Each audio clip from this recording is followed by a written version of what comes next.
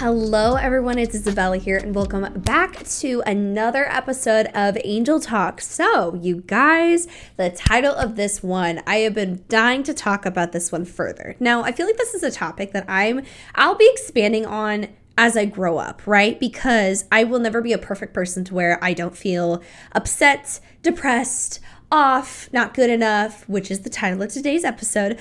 But I think I will progress with it as I grow up. However, this topic is really near and dear to my heart because this is something that I feel like I've progressed through really heavily these past 2 years, I would say. And I really want to share some of the things that I have learned on this journey so far that have been really helpful when it comes to progressing through the struggling of not feeling good enough. So I know many of you, maybe you feel this way. A lot of people feel this way, where we have our moments.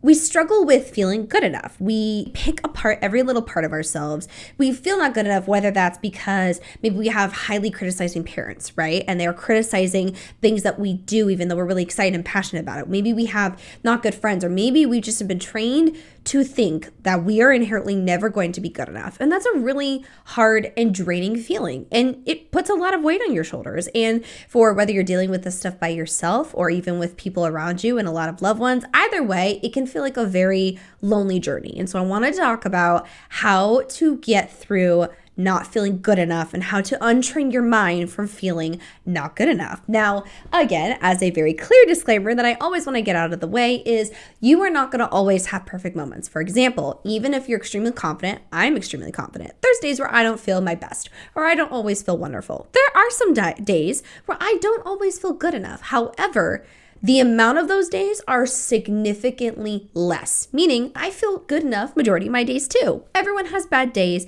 It is progress over perfection. So please keep that in mind because I want realistic expectations. But let's get into my notes. I did write notes because I want to be thorough. So first, I want to talk about some of the things that kind of involve with this. Is like we struggle with lack of self-worth. We can struggle with just being mean to ourselves, just comparison and feeling undeserving of love, which all of these traits I feel like are, again, a part of not feeling good enough. And oh man, it hurts. It hurts so much when you just want to seclude yourself away from people and you're just like, I don't feel good enough. I'm not doing good enough. I am not what I should be, all of these things. And I want to go through my list. So the first one I want to talk about is find the source of beliefs. Now, this is actually something I learned, oh goodness, probably about, I'd give it a year.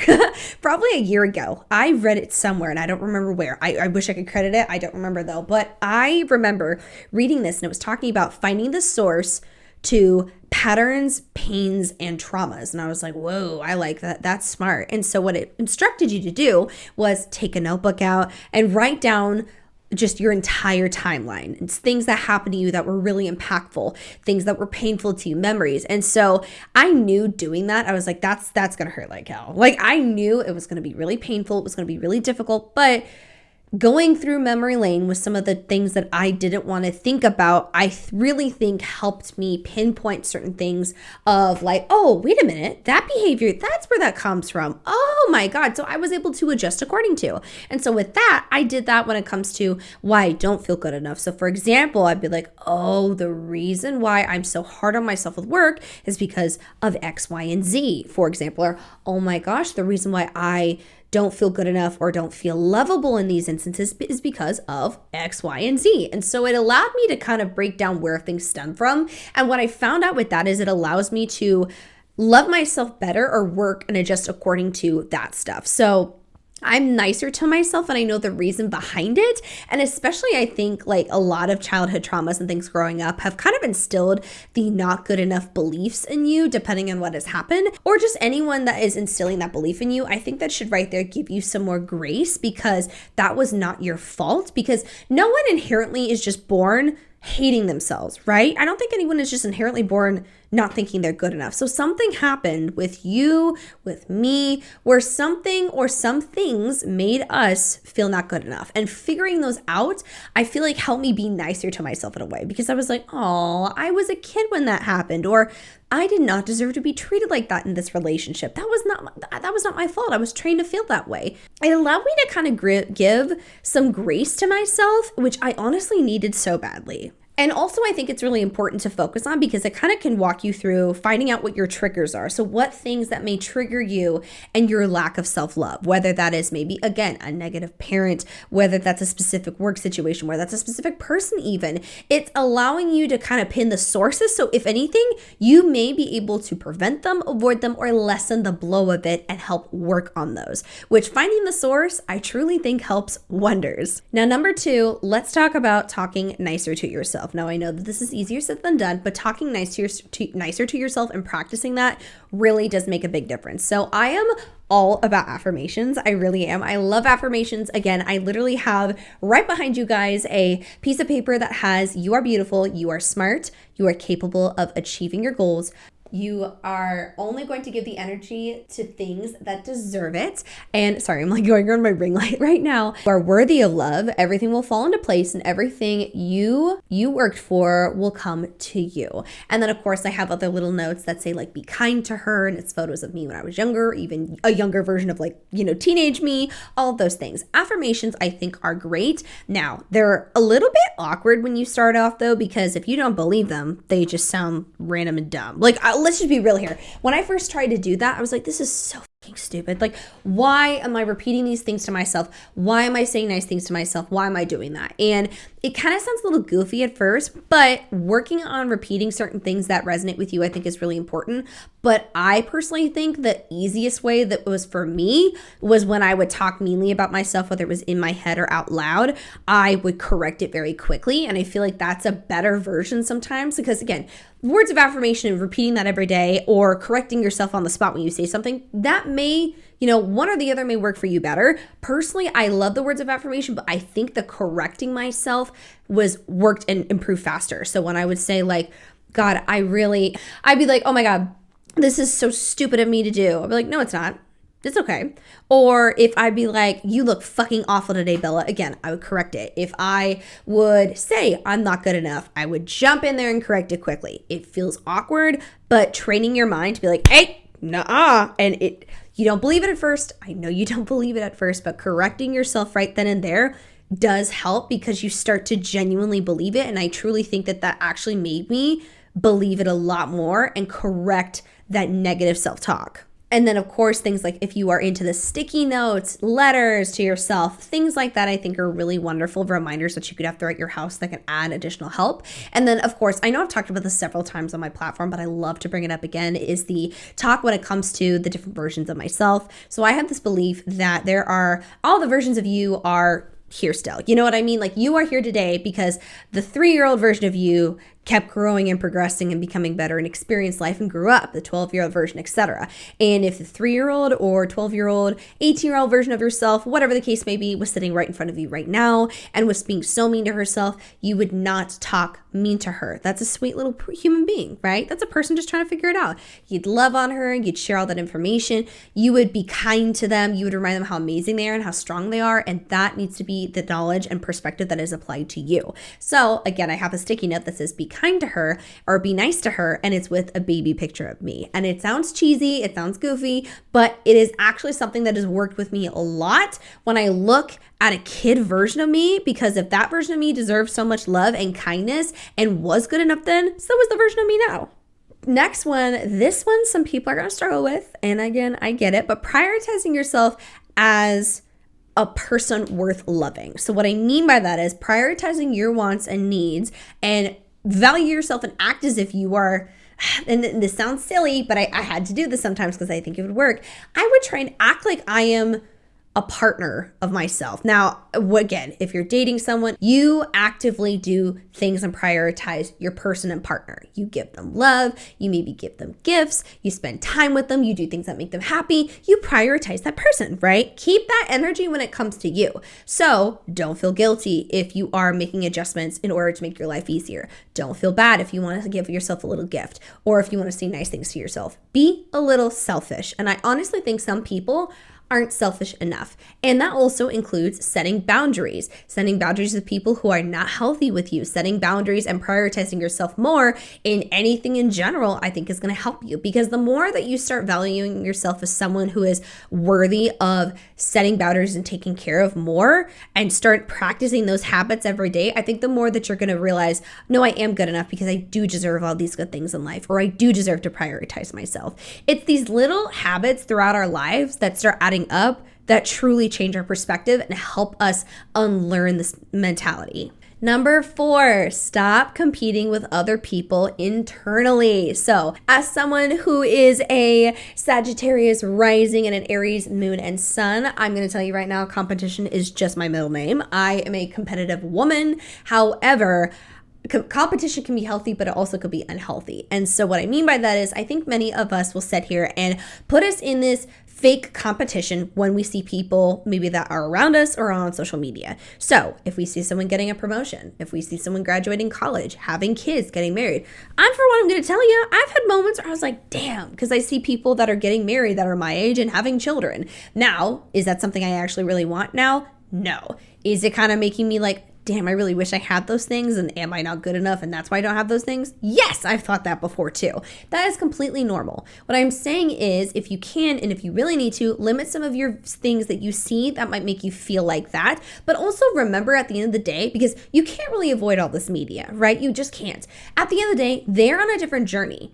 They're on a completely different journey than you. You are on your own pathway that is meant for you, that is okay, and you're doing what's best for you, or you should be doing what's best for you, and they're doing the same thing. Now, they could have an absolutely perfect life and everything's wonderful. Congratulations to them. But don't compare yourself to another person's story and experiences, because maybe they had access to certain things that you didn't. Maybe they somehow met their partner really quickly and you're still waiting on, and that is perfectly fine. Everything is all going to fall into place, but competing with people that are honestly not on your timeline and are not doing the exact same life as you is not a realistic thing, because again, they have their own struggles, they have their own internal battles and everything. And comparing other people is not going to help you out in your own life or your own healing, because if you put all of that energy to something that's not going to help you out, like comparing yourself to somebody else's journey and experiences. And then additionally, now I not everyone on social media is making things up. I would like to make that very clear. But what I will say though is